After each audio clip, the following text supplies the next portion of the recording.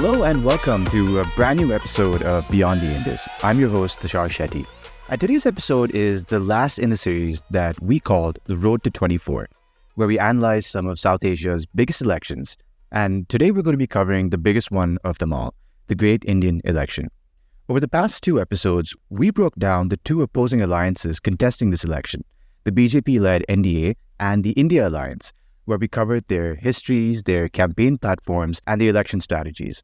So if you'd like some more context on the two sides and what motivates them, I'd encourage you to please check those episodes out. But today we're going to be discussing the state of the ongoing campaign.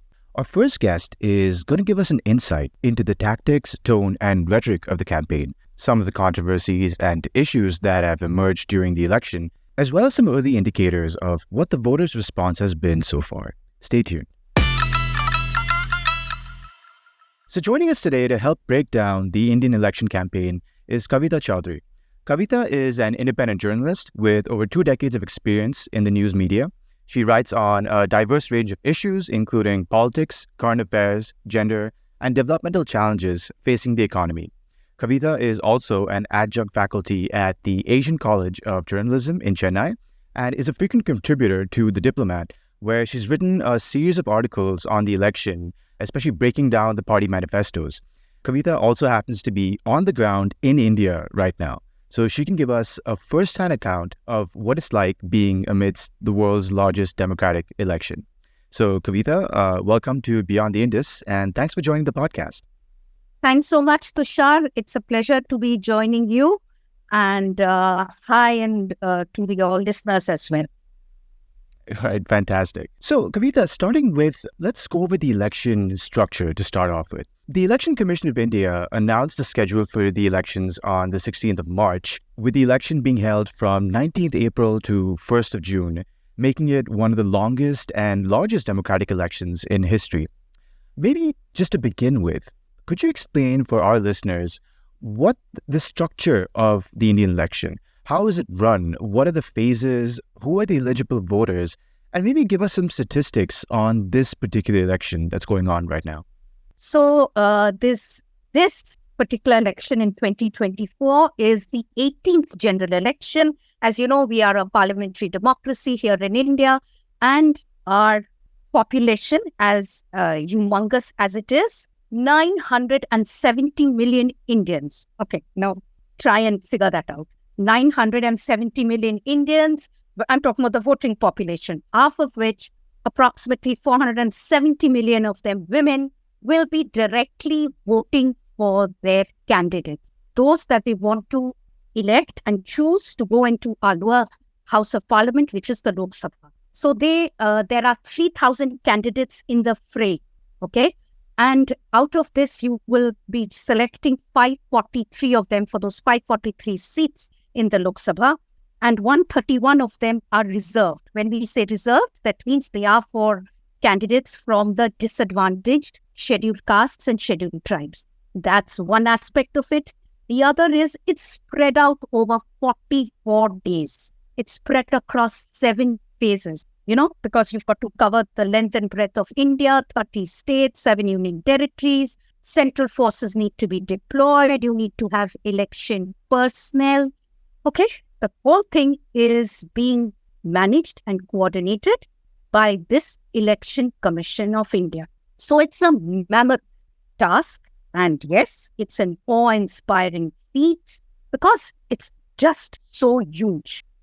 A little trivia, the Election Commission, or the EC as it's called, even puts up a polling booth for a single voter.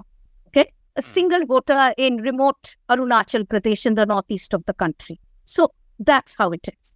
At the same time, while we are, talking about how amazing it is, I think standing at this juncture, we need to also do a reality check. The elections are meant to be free and fair. Okay? It's meant to ensure a level playing field. Now, at this point of time, the elections are being conducted when the BJP, or the ruling Bharatiya Janata Party, it's trying to have a third term bid in power. It's already enjoyed 2 massive absolute majorities in a decade it's been in power, 2019, and prior to that, 2014. And now it's making a third bid in power. Now, what we need to see in terms of reality check is just before the elections, okay, when you have a government which is so powerful, it's enjoying massive majority, 303 out of the 543 seats are under the BJP, and yet it goes about actually doing tactics which skew this level playing field. You've got ruling chief ministers, opposition state chief ministers, like the Delhi chief minister belonging to the opposition Aam Aadmi Party, behind bars. He was put in jail on alleged corruption charges. Prior to that, Hemant Soren, another opposition-ruled state, Jharkhand, he was put in jail. Your largest opposition party, the Congress, their bank accounts were frozen on specious charges. So what is the level playing field that we're talking about? On top of that, you've got over a decade in power, Narendra Modi, the ruling prime minister, has developed a cult of his own. We have almost assumed the proportion of a presidential election, which only if not Modi, who? That's the sort of narrative that is being dished out. And so the media, I'm sorry to say, is now being given the desi or the local term of Godi media. Godi media meaning lapdog media. So you have the national newspapers, the broadcasters, the channels, all just parroting the government and becoming government mouthpieces and not holding the government to task. So that's the reason I'm not surprised that the entire world is looking. I think there's special interest in the elections this time, even internationally, to see if it's a fight for, the constitution. It's a fight to see if the BJP's Hindu majority first prevails. It's a fight to see if secularism as enshrined in the Indian constitution, prevails. That's what, according to me, is the significance of this election 2024.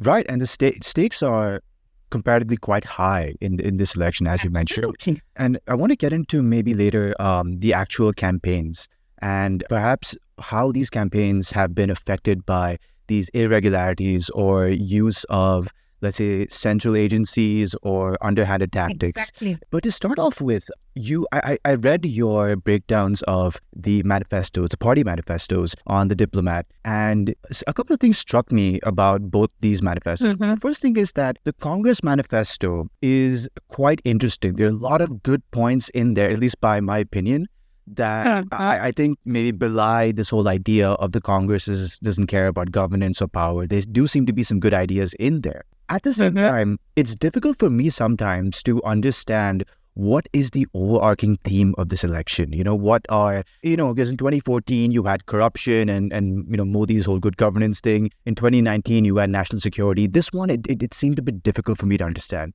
So maybe to start off with, could you give us an overview of the two alliances, the NDA and the India alliance? What are their manifestos like?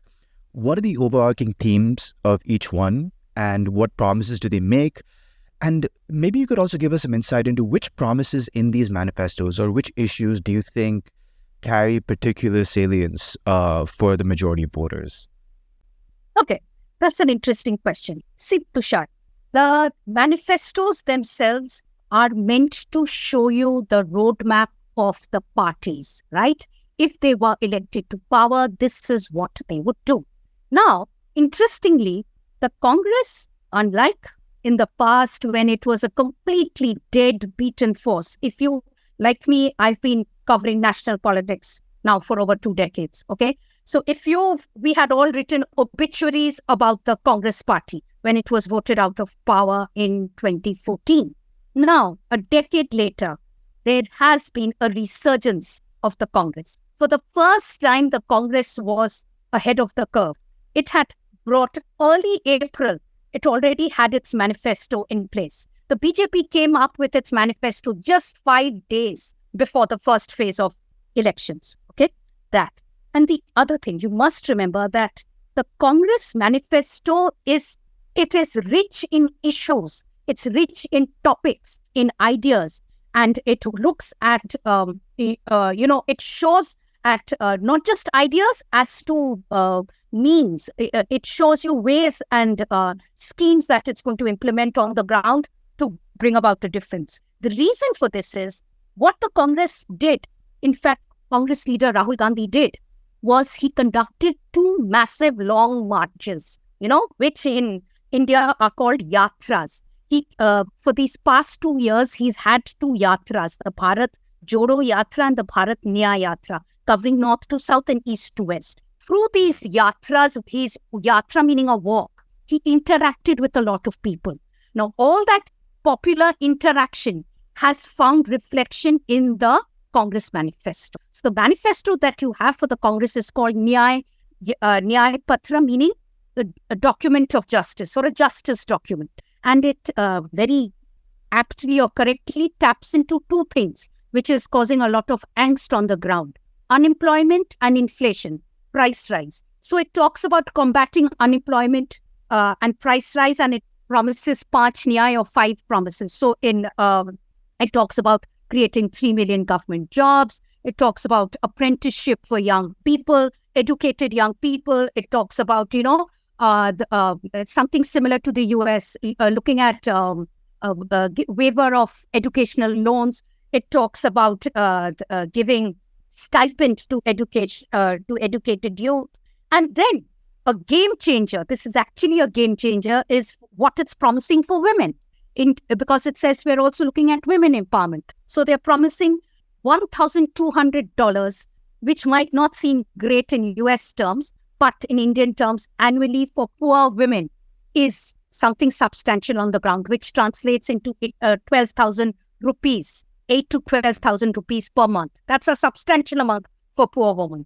It's also talking about social security for gig workers. So it's looked at these aspects which is finding resonance with the masses. Another game changer, or it's in fact, I saw a lot of it finding resonance on social media, X, formerly Twitter. It's talked about recognizing LGBT unions. Okay, it's talked about putting in place a minimum wage of 400 rupees, equivalent to a bit less than $5 for workers. It's talked about social justice. Okay, now these things have found a sort of connect with the masses. And for the first time, before I move on to the BJP manifesto, I'd like to mention this.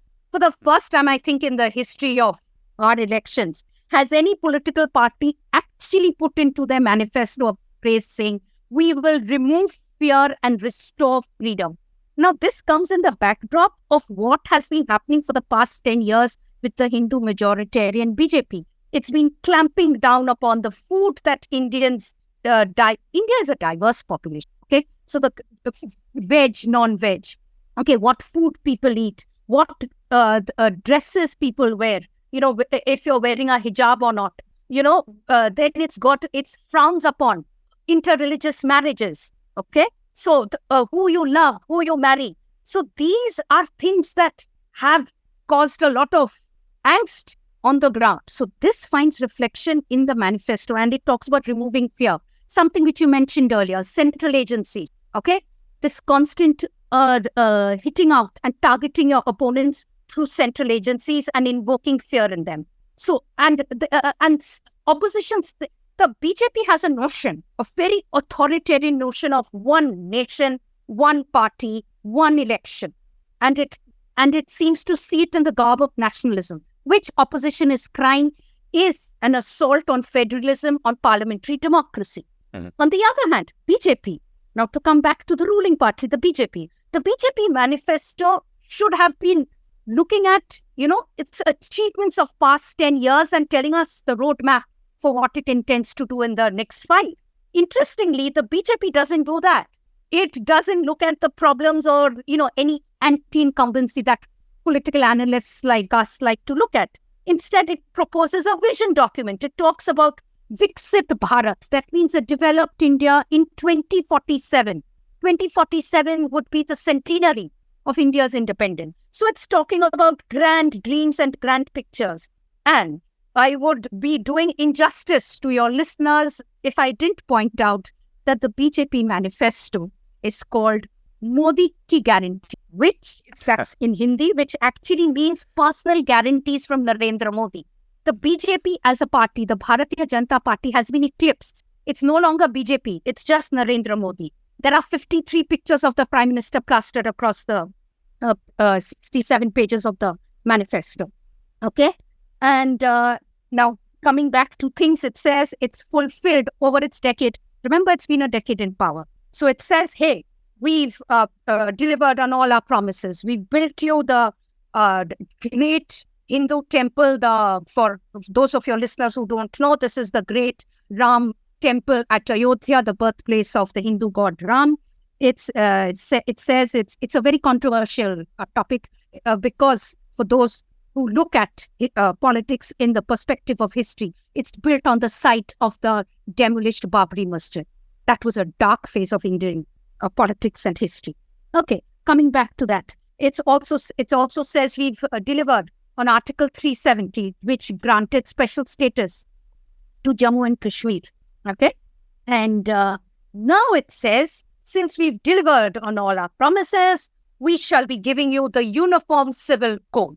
Now, Uniform Civil Code is a very contentious and controversial topic. India, by definition, is a secular country, and it talks and it gives it gives you civil rights and freedoms to every religious community. 85% could be Hindus, but there are 14% Muslims and 1% of Parsis, Sikhs, Jains, etc.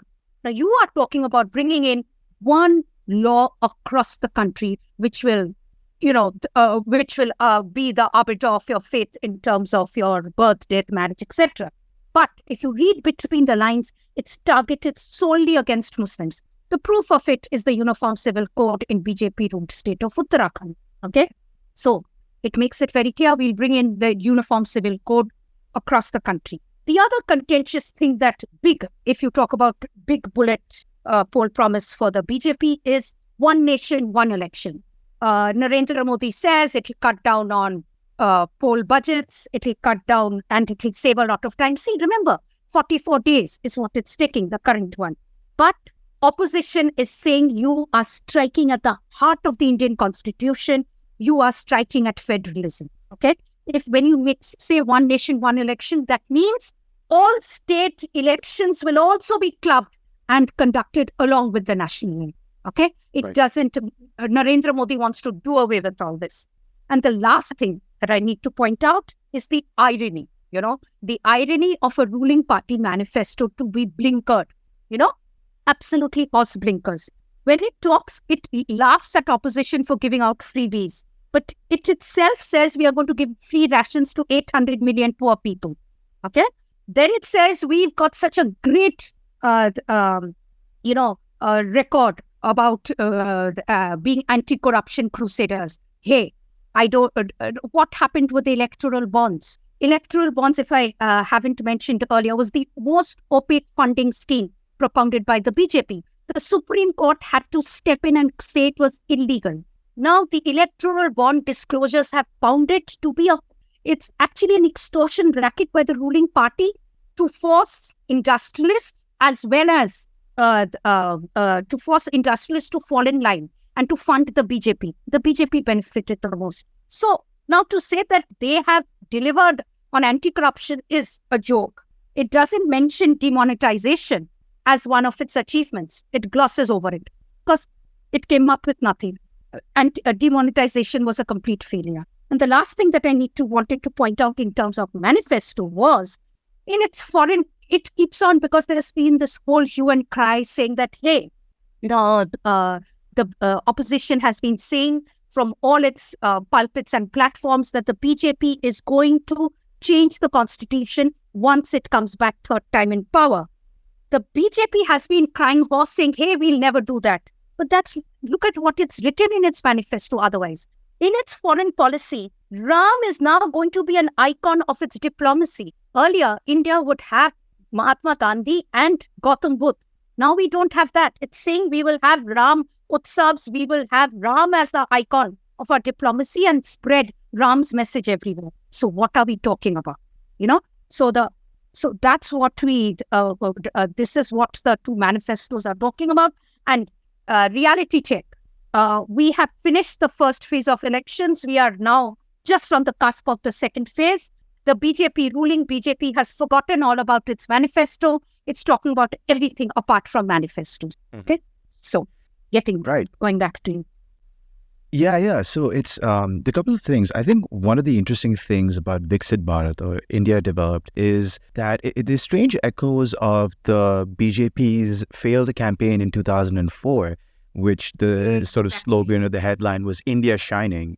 And the reality was that there was a lot of rural distress and there was a lot of poor people in the country that didn't feel that India was shining, which led to the BJP's, one of the reasons why the BJP lost. But the 2004, this happened 20 years ago, but as I recall, the 2004 election, the BJP's vote share or seat share decline was marginal, but they also lost because a lot of their allies in the south, particularly in back then the United Andhra Pradesh, they lost severely. So their coalition lost. This election seems to be a little different because the NDA is dominated by the BJP, and the BJP campaign seems to be dominated by Narendra Modi. So maybe as move on to talk about the campaigns, could you give us a sense of what the BJP and the opposition campaigns are like? So who are the star campaigners for both sides? What is the tone of the rhetoric from each side? And maybe you could talk about some of the controversies or major issues that have taken place during the campaign. And lastly, could you maybe also give us a sense of how voters are responding to these campaigns? Okay. See, the campaign this time, you need to understand it in terms of the BJP campaign is basically just you can't call it an NDA alliance. It is the BJP, as you correctly said, and Narendra Modi. The Congress, on the other hand, I think it's learned a lot from its mistakes in the past, over the past two elections, both the 2014 and the 2019. It has now tied up in alliance. However, you might criticize it that it's not a watertight alliance, etc. But it's got a flexibility, okay? In important states like Bihar, in Delhi, in Uttar Pradesh, in Tamil Nadu, it's tied up with regional parties. Here you have a national party, the Congress, tying up with the Rashtriya Janata Dal, the RJD, in Bihar. And so it's, coming up as a combined force there. It's then it's tied up with its arch rival, the Aam Aadmi Party, Arvind Kejriwal, tied up with them in Delhi. It's tied up, had seat-sharing arrangements with Akhilesh Yadav of the Samajwadi Party in Uttar Pradesh. And in Tamil Nadu, it's tied up with the DMK, the ruling Dravida Munnetra Kazhagam. So, this election needs to be seen as, the two forces that seem to be pitted against one another. The other thing, interestingly, it's, as I said, the first phase got over on April 19th. And then an interesting thing happened, that the rhetoric of the election seemed to change. It started off very nicely talking about poll manifestos, etc. But sensing, when I say sensing, I mean Narendra Modi, who is the star campaigner, have no illusions. They submit a list of 40 star campaigners. That means celebrities or those who will capture eyeballs, etc. for your party. But it is a Narendra Modi show throughout. The Prime Minister visits 3 states in a single day, okay, holding 4 rallies. So you can understand what we're talking about. He is their only star campaigner. For the Congress, on the other hand, it is their party president Mallikarjun Kharge, and it is former President Sonia Gandhi. And then it is Congress, her son and Congress leader Rahul Gandhi, and his sister, who's also party general secretary, Priyanka Gandhi Vadra, and there are other leaders like Sachin Pilot, etc. But for the BJP, it's a Narendra Modi show all the way. So Narendra Modi had his eyes targeted on Tamil Nadu, which went into polls in the first phase.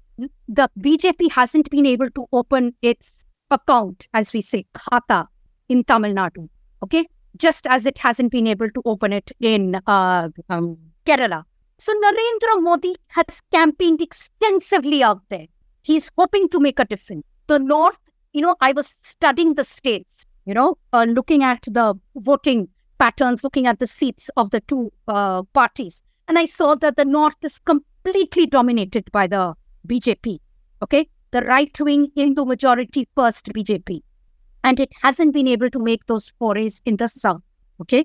And coming back to this, talking about what the issues that they've been talking about in the elections. So from suddenly after the first phase, when there was a sense, because most people were very surprised to see there wasn't a large voter turnout in the first phase. So there was course correction. Narendra Modi and the ruling BJP will do whatever it takes to come back into power for a third term. That means it goes back to its core constituency, which is Hindu vote consolidation. So very tactically, we soon found, just after the first phase, when I think the voter turnout fell to 62% instead of 69% last time, you had the poll pitch becoming completely polarized, extremely controversial statements. He started off by inciting against a single minority community, which is the Muslims. And he mentioned them in so many words. Okay? He mentioned them. He said that they were the ones whom the Congress was following in its appeasement policy. He talked about that the Congress, if the Congress was to get to power, they would give them the first right over resources. They are the ones whose population will, take over the Hindus. Now, this has been called as dog whistling. Okay? And it has become an ugly, divisive campaign. It was a clear sense, talk about polarization, wanting a Hindu consolidation and what we call scaremongering and fearmongering. Remember the percentages. 85% Hindu majority, 14% Muslims. So, the BJP and Narendra Modi are hoping for a consolidation. Now, talking about controversies, this sparked massive outrage. This has, and the Election Commission, which is usually so alert in calling out all supposed wrongdoings by the opposition, was a mute spectator to this actual divisive. Oh, he even called them, to use the actual phrase he used, Ghospetia. He called them infiltrators. He said Muslims are infiltrators and they will be coming and taking over. They have the first right over resources as per the Congress, okay, as per the former Congress Prime Minister Manmohan Singh. Now, all this was incorrect, fake and false propaganda, which not just the opposition, you had civil society and citizens rising up because the Election Commission had decided to not be objective. It decided to be a mute spectator. You have 17,500 signatories writing to the Election Commission to speak up and take action against Narendra Modi, who may be the Prime Minister, but he is actually doing divisive, stoking hatred against a certain community. Because something which I don't know if we've spoken about earlier, the Model Code of Conduct. It is an absolute violation of the Model Code of Conduct. Now, what is the Model Code of Conduct? The Model Code of Conduct is a set of guidelines. Mind you, they are not cast in stone. They are not laws passed by Parliament, but it is a set of guidelines which every political party and candidate are expected to follow so that elections can be free and fair. But if in cases like this, when there is a clear-cut violation, it invites stoking hatred against communities. That's what it is. It invites penal sections. It is a crime under IPC, under the Indian Penal Code. Okay? So, those sections can be invoked and it is technically a complete electoral offense. The Congress has called for a ban on Narendra Modi, okay, because it is a violation of the Model Code of Conduct. It even goes against the Representation of People's Act, whereby under which the whole elections takes place. So it's a violation on several counts. Okay, so these are some of the controversies that have happened, and I would be doing injustice if I didn't mention the most bizarre of it all. I think since the history of our elections in 1950, have we ever encountered a scenario like what happened in Surat? 543 constituencies are going to go to polls, right? That's what one election results have already been declared before June 4th counting day. That happens to be the constituency of Surat in Gujarat, a BJP ruled state. Surprisingly, all of a sudden, all candidates withdrew. The Congress candidate's nomination was rejected on grounds of discrepancies by the electoral officer. And extraordinary. The BJP candidate got a walkover. Now, the ruling, he's already been declared a winner. The name of the winner is Mukesh Bhai Dalal, the BJP candidate. And the state BJP is gloating, and they're calling it the new Gujarat model for elections. Parliamentary democracy is under threat, is under strain in India right now. That's what the reality is on the ground. Right. And I think it's, if the election commission was completely toothless and didn't act in any way possible, that's one thing. But I remember that one of the BJP's rivals, erstwhile ally, now rival, the Shiv Sena, the election commission actually reached out to them and told them that you cannot use the word Hindu or the mention of a certain Hindu goddess that's popular in Maharashtra in your campaign song. They specifically sent a notice, and the Shiv Sena responded saying that, look at what the BJP is doing. They invoke Ram in every speech. What's with this one-sided implementation of the rules? And that's extraordinarily concerning. Even the Surat cases, it's a sort of Vladimir Putin approach to democracy where you're disqualifying candidates. Absolutely. That's what I'm sorry to say. It's a very partisan election commission.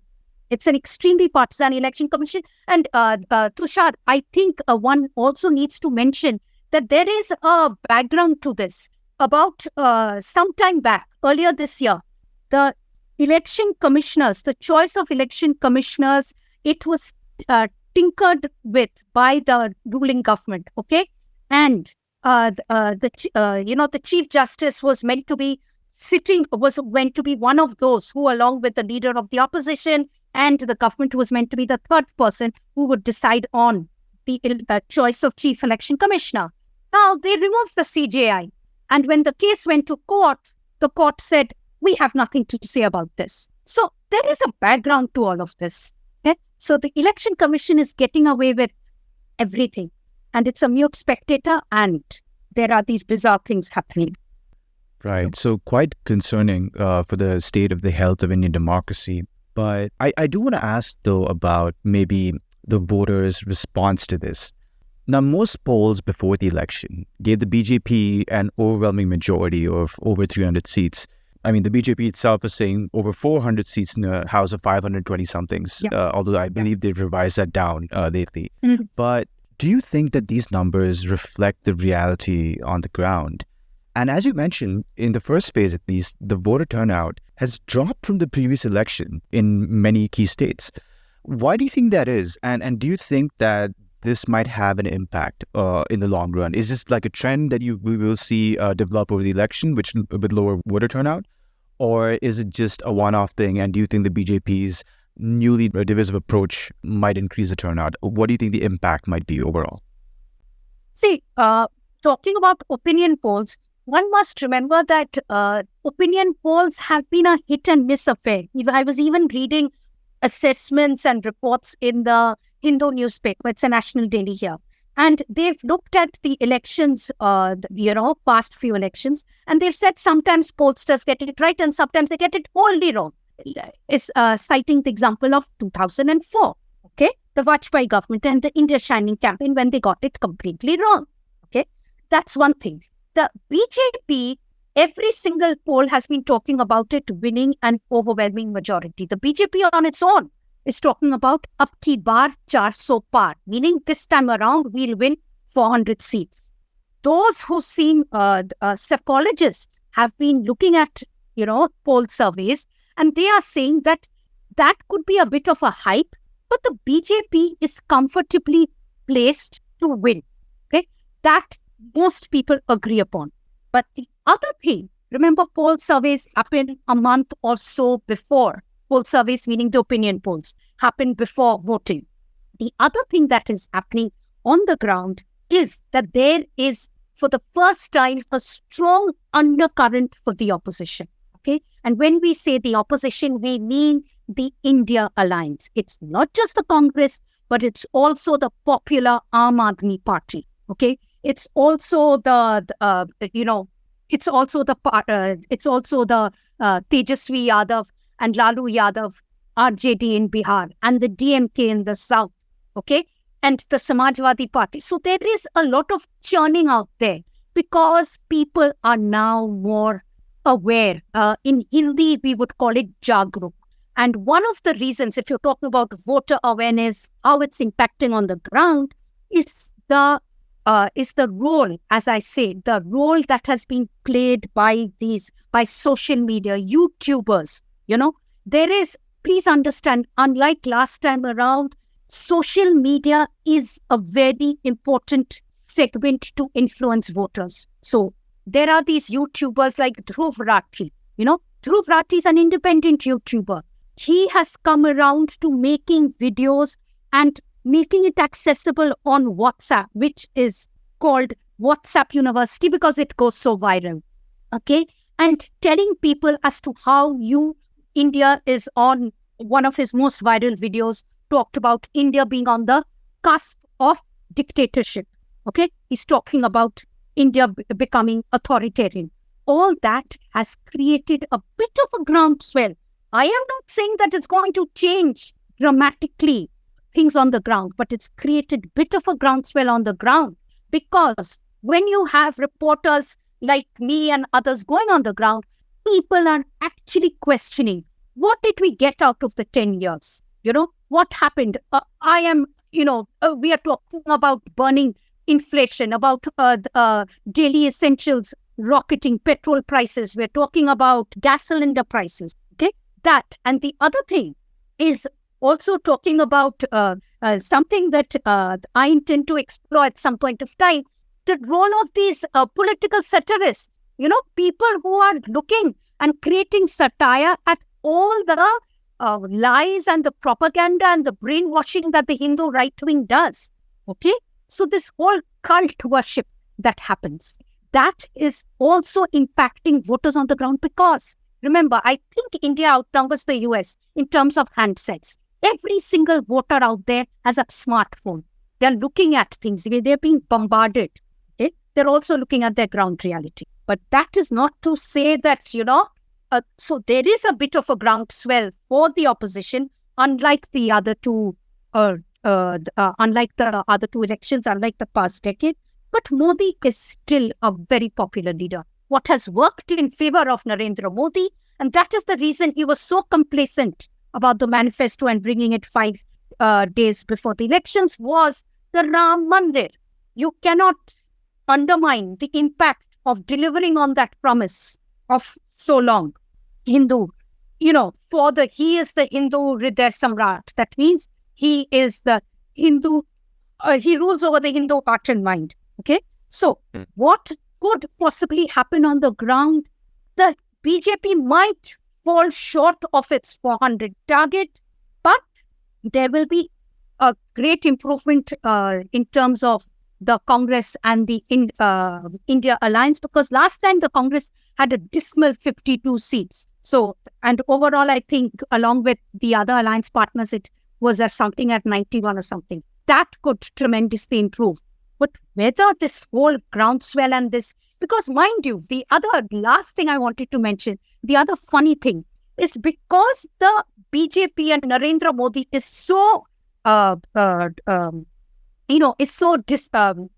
is so rattled. Rattled is the word. Rattled by the Congress manifesto and the issues that it's touched and what it's promised. It is harking back on polarization. Okay. Now, whether that will actually change all that has been predicted and bring about this sudden upset, it's very far-fetched to say.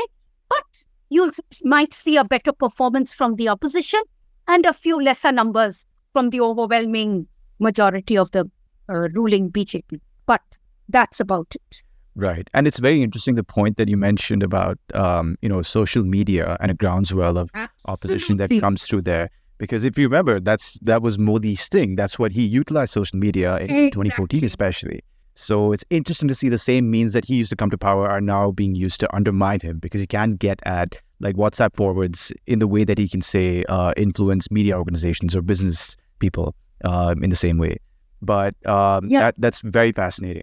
Yeah, and because anybody who has studied Modi, because I've spoken to several biographers and of Modi and those who've been observing him right from the time he was Gujarat Chief Minister.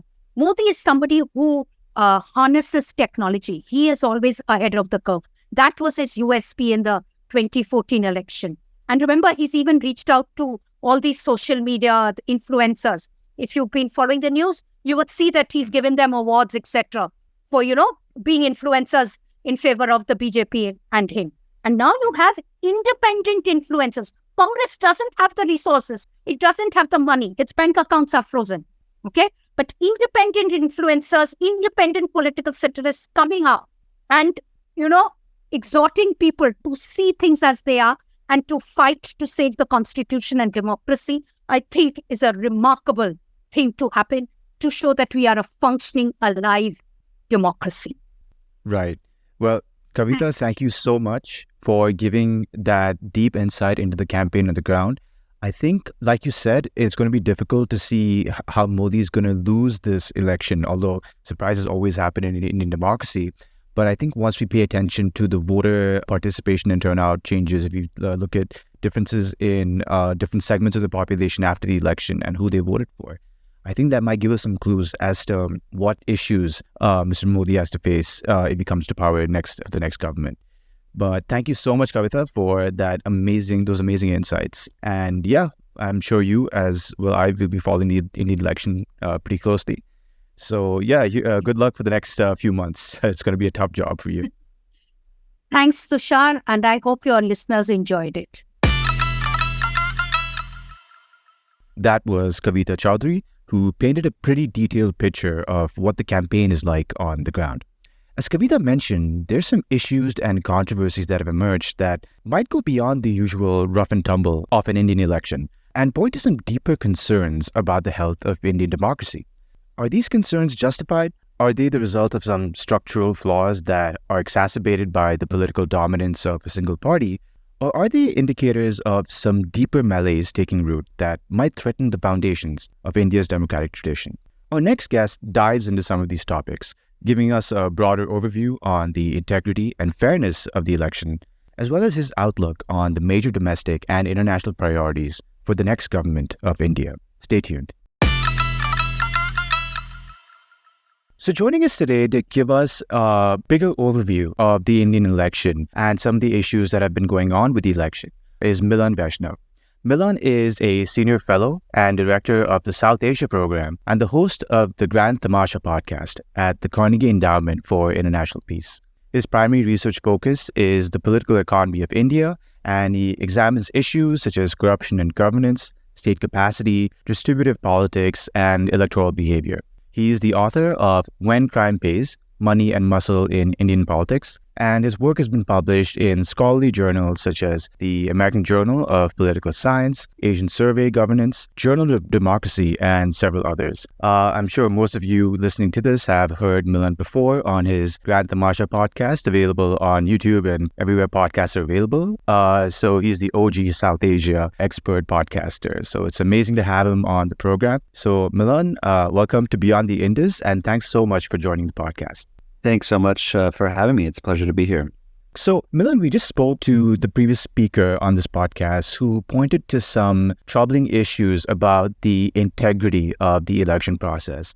Now, generally speaking, whatever issues India might have had, India is generally reckoned to have a fair election system. But maybe you could start by talking about some of the issues that have cropped up in this one. So, The Guardian had an interesting opinion headline on the Indian election last week, where they were sort of implying that Modi had essentially fixed the election by outlawing dissent. Aside from the actions taken against opposition lawmakers, which we will get to, what evidence do you see of broader suppression of dissent against the government? And do you believe that this has had any impact on the actual election campaign? It's a really great question, Tushar, and not a very easy one to answer. So let me try to just kind of give your listeners a kind of my overall kind of macro take, right? I think let's start with the state of Indian democracy, right? I think the conventional wisdom has become that you have robust electoral democracy in India, free and fair elections, robust multi-party competition, pretty impressive voter participation if you look at things like voter turnout and so on and so forth, but a real shrinking of democratic space in between elections. And that has to do with failures of applying a rule of law impartially, the weakness of accountability institutions, the clampdown on dissent, a rising kind of tide of Hindu nationalism, and so on and so forth. And we've tended to look at these two things as separate. Now, I think for this election, as you rightly pointed out, there are growing concerns about election integrity. And I think they stem from a couple of sources. The first is, this clean designation of kind of elections, a democracy between elections, democracy during elections, is not as clean as we might make it out to be, right? If there are controls on the media, a clampdown on dissent, a deterioration of institutions in between elections, that will spill over and obviously have adverse implications for electoral democracy as well, right? So I think clearly you can draw some of those linkages and, pick any issue, election finance, the way the media operates, the use of investigative agencies to target opposition politicians, right? Those are things actually have predated elections. But then there are also concerns about what's happening when the election spotlight is on, right? So there are questions being raised, for instance, about the impartiality of the Election Commission of India, which is one of the world's most powerful elections management bodies. And there's a growing sense that, in fact, they are not maintaining a level playing field, that they have taken decisions that have been seen as more favorable to the BJP, the ruling party of Prime Minister Modi. We've seen just before these elections, the arrests and, in fact, jailing of not one but two chief ministers who belong to opposition parties, Hemant Soren in the state of Jharkhand and Arvind Kejriwal in the state of Delhi, right? The Congress party has alleged that its bank accounts have been frozen because of an income tax issue that has cropped up ahead of these elections, right? So I wouldn't go so far as to say as these elections are fixed. I think that's too strong. But there's no question that there are real concerns about a playing field that is not level if you're considering the opposition, versus the ruling party of the day. Right. And I think you mentioned the arrests of two leading opposition chief ministers. And I think that brings me to maybe a broader question about the BJP, the accusation against them that they've misused central enforcement and tax agencies to harass parties and opposition members. Even before the election, you saw defamation charges against Rahul Gandhi that could have possibly led to his disqualification as an MP. Also, the Trinamool Congress from West Bengal had one of their MPs had to resign or was dismissed, Mahua Moitra. So maybe you could talk about these sort of actions against opposition members. Do you think the accusations are warranted that the agencies, during the BJP's time at least, are being overused or do unfairly target opposition members? On a broader scale, do you think that has an impact on the election, either for the BJP or against the BJP, where it might stir some sympathy for the politicians being persecuted? Where do you think this issue lands in the voters' mind? Yeah, it's a really good question. I think I would begin by saying that, look, the current government has, you could say, throttled liberal democracy in certain ways using a legal playbook that was developed by its predecessors, right? So every single law that's been used to target opposition leaders has a pre-2014 basis for the most part, right? So what is new is the intensity with which these laws are being applied, right? So take something like the Prevention of Money Laundering Act, right? Which is a law that gives authorities pretty wide latitude to arrest and even imprison suspects without due process, right? These are provisions that were expanded over time, and they were used and misused by the previous Congress-led government between 2004 and 2014. However, since 2014, when the Modi government came to office, there has been a fourfold increase in cases brought by India's Economic Crimes Unit, known as the Enforcement Directorate, against politicians. And when you look at that group of politicians that have been charged, 95% of these have been opposition politicians, right? Again, most recently exemplified by the arrest of two chief ministers just before these elections began, right? And what's interesting is if you step back, some analysis has shown that in the 17 years since this Money Laundering Act was formally notified, 0.5% of individuals charged under the act have been successfully convicted, right? So what happens is that, there's a famous saying in India that the process becomes the punishment, right? These tools are used to essentially mire you in this, labyrinth thicket of legal procedures, of court dates, and bail requests and bail denials and so on and so forth, which obviously then helps to marginalize the politicians who have been charged under this act, right? Now, there's a debate about the timing, right? So some people argue, look, these are cases that were proceeding and investigations have long been underway. It just so happened that these two individuals were arrested and imprisoned, awaiting trial before these elections. But even if there weren't elections, they would have happened anyway. And I think it's hard to argue the counterfactual. Clearly, these things have been going on even before elections were in the offing, right? So I think there could be some truth to that. But obviously, these are things that help to shape the playing field, right?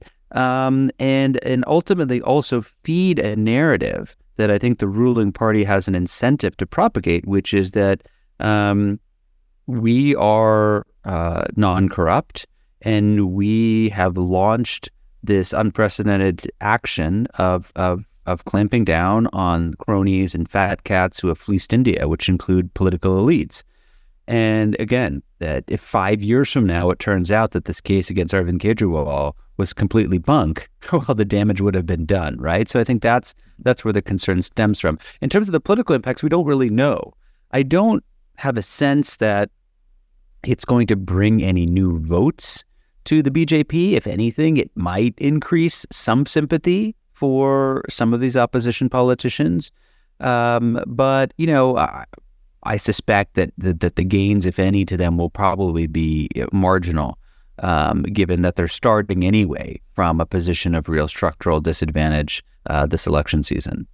Coming to the integrity of the election process itself, one thing that I've heard, and I think you've repeated that, is that, democracy between elections might be questionable, but the process itself is golden. It's rigorous, it's free and fair. That seems to have come into question this time around. It appears that, and I might be wrong about this assumption, that the Election Commission of India has sort of been tacitly favoring the ruling party in the way it monitors and executes the model code of conduct for the elections. So I remember a case where the Shiv Sena, which is a party from my home state of Maharashtra, being asked to remove certain references to gods or goddesses from their party slogan or song, while the BJP touts Ram, in almost every speech. What is your view on the broader integrity of the election process? Maybe you could go into a little more depth about your concerns about the way the election is being conducted. Yeah, it's a really good line of inquiry, Tushar. And, I think we're all kind of feeling our way through this. I think there's many bases for potential concern. So maybe we can just kind of unpack them, right? So the first is what we just discussed, which is that if you have a ruling party that uses or abuses the investigative agencies and agencies under their control to kind of shape the playing field, right? That's going to have a kind of impact on who's left standing, right? So that's a big one.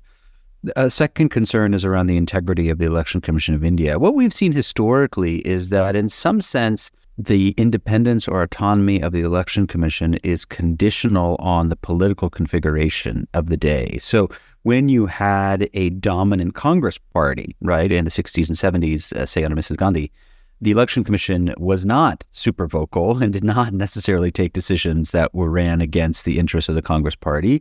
That changed during the coalition period, this quarter century we had between 1989 and 2014, when because you had such a fragmented political setup, the Election Commission was able to really exert itself. And in fact, political parties had an interest in having the Election Commission play that role because no one was assured of who was going to be in power, the next year or 2 years from now, or if there were an election.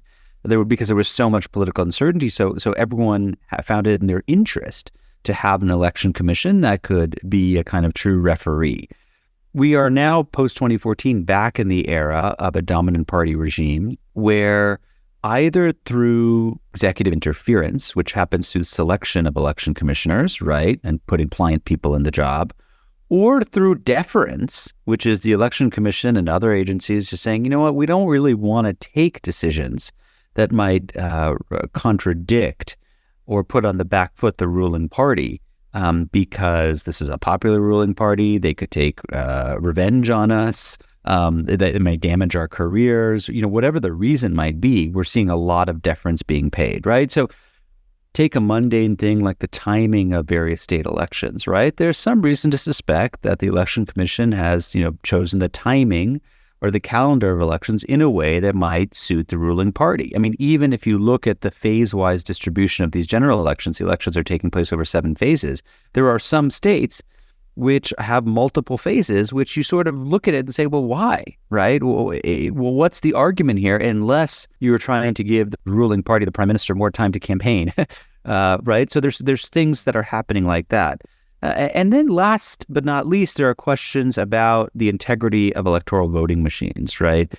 Every single ballot which is cast is done so electronically through EVMs, electronic voting machines. This is a technology that many people have argued is pretty foolproof. It's a decentralized system. It's not connected to the internet. It's very difficult to be hacked. I myself am very skeptical about this EVM hacking narrative just because I haven't seen the evidence of it. But nevertheless, people have raised questions.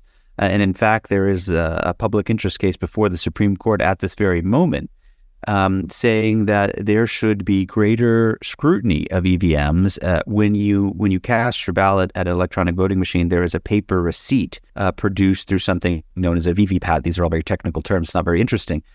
But the suit says there should be 100% authentication of what's on the electronic voting machine and what that paper receipt shows to make sure that there's a one-to-one matchup. Right now, there's just a small sample, random audit check of a sample of those paper slips.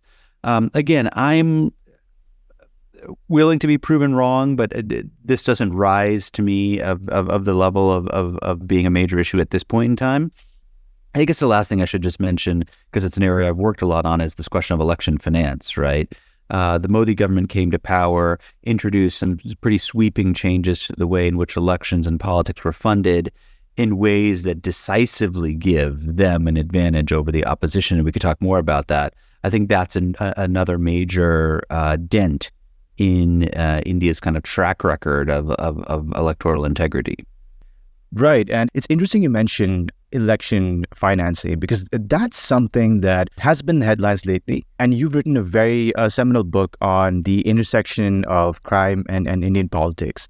But do you think, the BJP sort of came into power in 2014 saying that, we're not going to be as corrupt as the previous regime. Modi himself projects this image of being uncorruptible. But how do you think that the connection between illicit money or corruption and political financing, that dynamic, how has it evolved over the past decade of BJP rule? Do you think that party financing in Indian politics today is less corrupt than it was in previous regimes? No. That's my short answer. I think we can have a broader we could have a broader discussion about corruption and how it's changed. I do think it's changed in interesting ways. In fact, I would just refer your listeners to a Wall Street Journal opinion piece published today by Sadanand Dume, which asks this very question: is India less corrupt than it used to be? Let me just stick first with the issue of election funding. Look, election funding in India from the beginning has been incredibly murky and opaque. And we know that whatever money is formally disclosed by parties and candidates represents a fraction of the actual money that's been spent. And that's been true for a long time. And in fact, it got a lot worse post-1969. That was the year in which Indira Gandhi formally banned corporate donations to political parties, ostensibly because she wanted to root out corruption, but actually it was a political play to try to squeeze money that was going to her right-of-center opponents, then the Jan Sangh, the predecessor to the BJP, and the kind of corporate-friendly Swatantra Party. And rather than eliminating corporate funding and then creating or instituting a new system of public funding, that latter part never happened. So it essentially just pushed corporate funding underground, created a huge premium for moving and transiting black money, which then helped to lead to the criminalization of politics. And we can get more into that, but that has essentially been the status quo for decades. Even after in the 1980s, corporate donations were re-legalized, I think the kind of equilibrium of giving under the table in the black had been established, and it was going to be hard to break that. What the Modi government did after it came to power was it made a couple of big changes. The first was in 2017, it introduced a new modality of political funding known as electoral bonds. And the way it worked was very simple. Basically, any firm, association, or individual could go to the State Bank of India, which is the largest public sector bank, buy a bond in virtually any amount, deposit that bond in the bank account of a political party, and that would function as a political contribution. However, neither the donor, that is the firm, let's say, or the recipient, the political party, had to disclose that transaction. But the State Bank of India is a public sector bank. So presumably the bank knows what the transaction was, and therefore the government knows, because the government, after all, is the regulator of the state bank. So there was asymmetric information. Information wasn't available to the public, wasn't available to the media, wasn't available to civil society, but it was available to the government, which can tilt the playing field in a certain way. Unsurprisingly, the BJP got the lion's share of electoral bond donations. But they did a couple of other things as well. They eliminated the cap on corporate contributions. There used to be a regulation which said, corporates could not provide above 7.5% of their annual net profits. They got rid of that. They loosened the rules prohibiting foreign funding of elections by redefining what a foreign company was. They even got rid of the disclosure requirement that companies must disclose on their annual profit and loss statements details of their political giving, right? So they took an opaque system, and what they did with these series of legal changes was to legitimize or legalize that opacity, right? Now, defenders of the system would say, well, look, rather than suitcases of cash, we now have bonds being purchased and sold through digital means by the State Bank of India, so it's regulated. And that's true, but you solved one problem, but you created a whole nother set of issues, right? And just before these elections in February, the Supreme Court of India, in a pretty surprising ruling, actually ruled electoral bonds unconstitutional. So for the purposes of this election, we are kind of back to the status quo ante. And it remains to be seen what's going to come, once a new government's brought to power. Will they try to fix electoral bonds? Will they try to legislate some new mechanism? It's a big question mark. I guess I wanted to ask you about your opinion about the Supreme Court verdict and about the electoral bonds issue in general, because it does appear to me, when I think about the UPA era, there was a lot of corruption that came from misuse of public funds. For instance, in the 90s with the fodder scam with Lalu Prasad Yadav, this was essentially a misappropriation of public tax money. Yeah. And now you have a system which, may not be ideal, but at least it might perhaps reduce that aspect of corruption in India. What do you think about the Supreme Court verdict and the system in general? I mean, what do you think might be a good, if you had to design this law, how do you think a good electoral bond law might look like? Well, so I think you're right, and I think that's what defenders would say, which is, look, what the government did was to steer political funding away from cash toward the banking system. So therefore, it addressed one important piece of the kind of corrupt status quo. At the same time, however, it removed any possibility that even 1 rupee of political giving could be traced to its original source, right? So the prime minister has been campaigning saying, I don't know what the fuss is about. Electoral bonds allow us to link donors to recipients. In fact, that's completely false. It was only after the Supreme Court struck the bond scheme down and mandated that records be publicized that we can link any donor to a recipient, right? That was not part of the original scheme. I think there are some larger problems, though, which is that, if you think about what the situation was before the Supreme Court ruling, any corporate entity could give any amount of money to any political party without anyone being the wiser outside of government, right? So just think about a hypothetical scenario. I own an iron or iron mining company. I give a massive contribution to the Congress Party. The Congress Party comes to power in a state. They gave me some licenses to mine. Nobody would be able to link those things up, right? So my belief is, look, we can't be naive enough to think that we can get rid of money in politics, right? I mean, and that's something that is impossible in any country you look.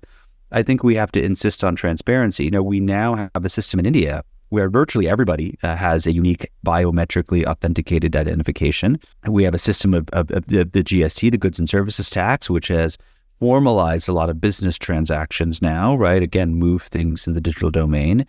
It should be possible to mandate that for every rupee of political giving, there must be a link to a business ID number, a PAN number, an Aadhaar number. These are all forms of identification that are blessed by the state. And that those givers should have to disclose and those recipients should have to disclose. And let people, in civil society and the common citizen connect the dots, right? Through mechanisms that, we see in many other democracies.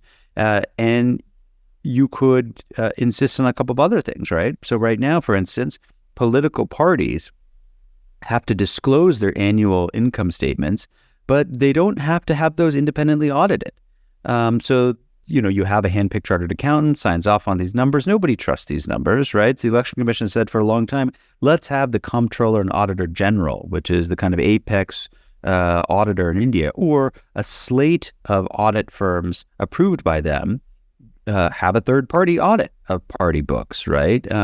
Parties obviously have resisted that. So I think there are things that could be done if a government wants to kind of think of a progressive way out. But up until now, and for self-interested reasons, political parties and politicians have been reluctant to do so. Let me just add one final thing here, because I think it's important context. One defense you often hear about a transparency regime, like I've mentioned, is, look, firms are going to be reluctant to do this because if they give to a party that's not in power, they could be punished precisely through income tax raids, enforcement directorate. But that points to a solvable problem, right? I mean, the fact that these agencies are being abused is why firms are reluctant to be open. So why don't you deal with the root problem, which is, the independence and the functioning of these agencies, rather than just relying on this kind of tired trope of, well, the agencies will come after them. Well, you control the agencies, right? So that's actually something you can fix.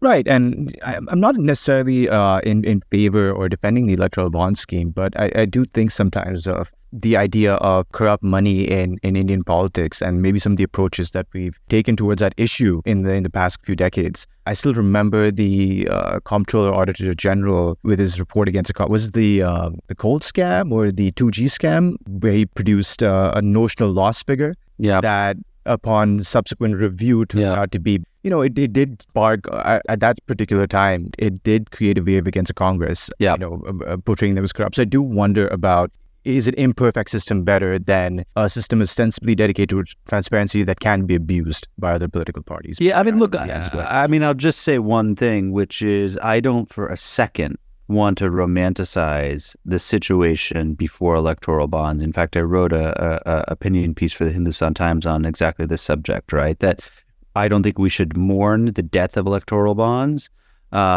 because it basically invited quid pro quos.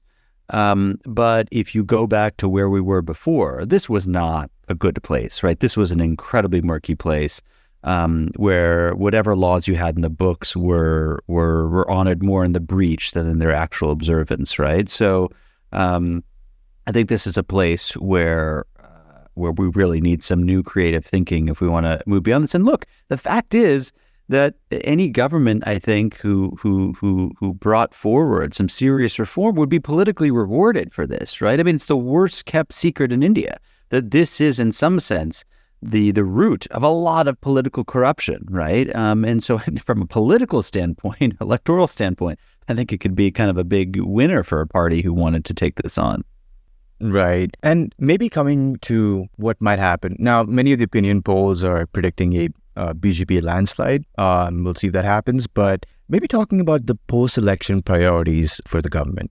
So it's funny because on this campaign, until fairly recently, I couldn't get a grasp on what exactly the campaign was about. It seemed that Mr. Modi was campaigning basically on his record. There didn't seem to be any dominating issues per se, and that just changed recently with some level of divisive, rhetoric coming back in the campaign. But speaking about post the election, whoever wins, what do you think are the key domestic issues that the government might have to deal with in the next 5 years? And do you think that, let's say, the size of and the nature of the verdict, the size of the majority, would affect the government's ability to deal with those challenges? Yeah, it's a really good question. You're right. I keep saying this. It seems like a really easy question to answer if someone were to ask, what is this election about? But it's actually not a very obvious answer.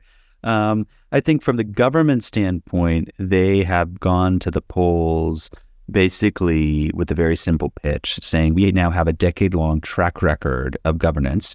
And if you like what you see and you like the leadership we provide, you should vote for us. And I think they are touting three specific accomplishments, right? The first is the fact that they have been sober stewards of the Indian economy. Despite all the global headwinds that we observe, India remains the fastest growing major economy in the world.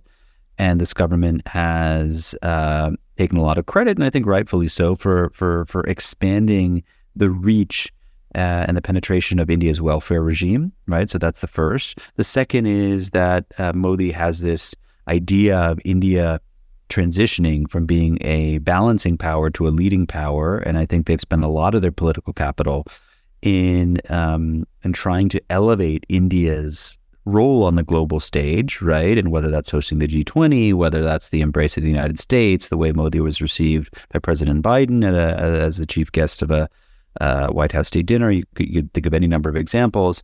I think that's something that's being used as a domestic political issue in new and interesting ways. And I think the third, of course, we shouldn't beat around the bush, is the BJP's kind of Hindutva or Hindu nationalist orientation, right? That they have taken pride in moving India into a more avowedly kind of pro-Hindu direction, whether that is changes like the Citizenship Amendment Act and the inauguration of the Ram Mandir, or even smaller things that they've done in some of their states that they control. I think that's all part and parcel of their package.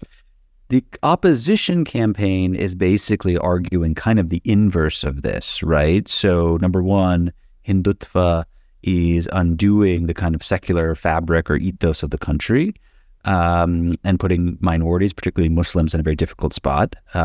India's role in the world has certainly received a lot of hype,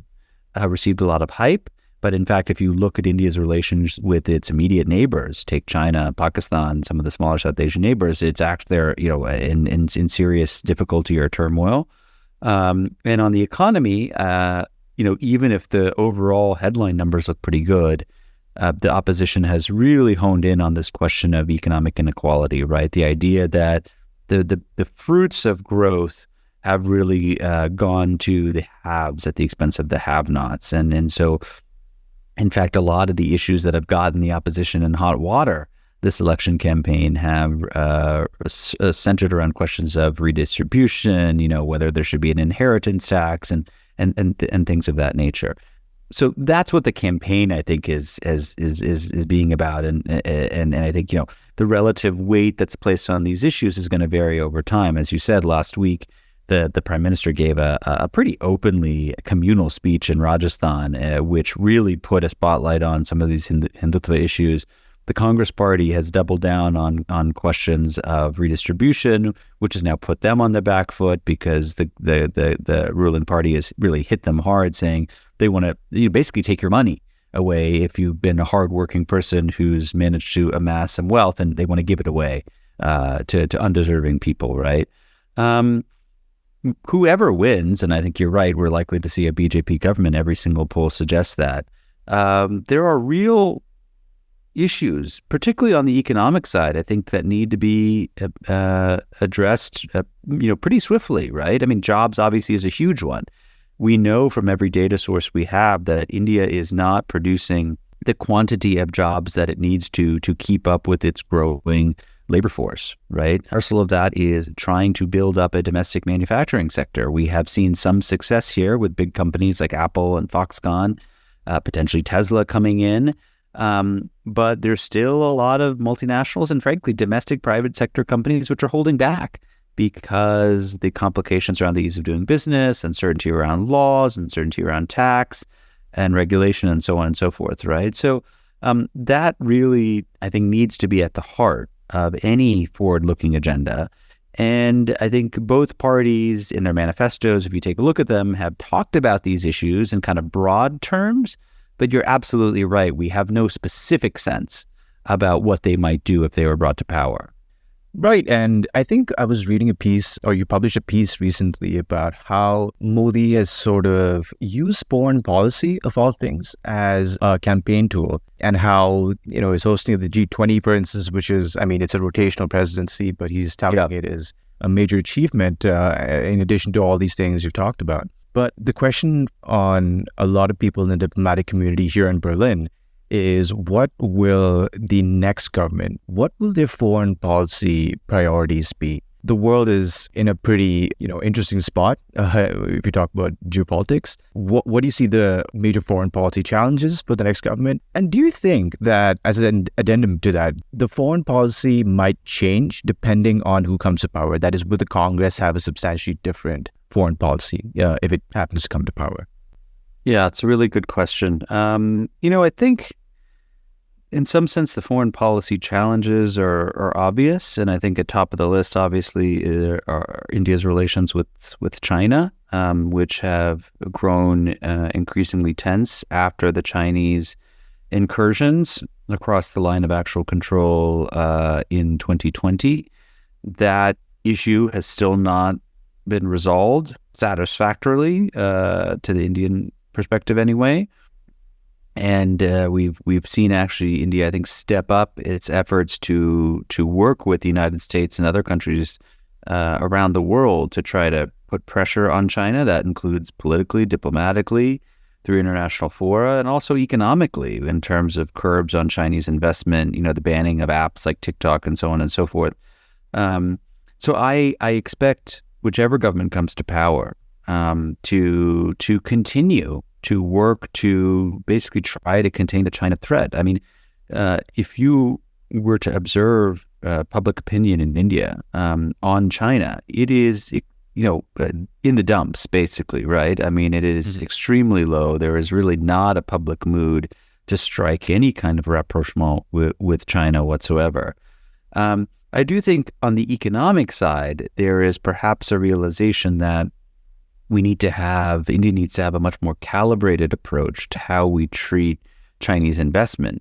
Because what we're seeing is with companies coming in like Foxconn and Apple, for instance, which are, say, reshoring or offshoring from China or de-risking from China, when you bring a company like that, it's not just the company, it's all of the subsidiaries and smaller companies which provide inputs and intermediary goods, which also need to be co-located with your Apples or your Foxcons, right?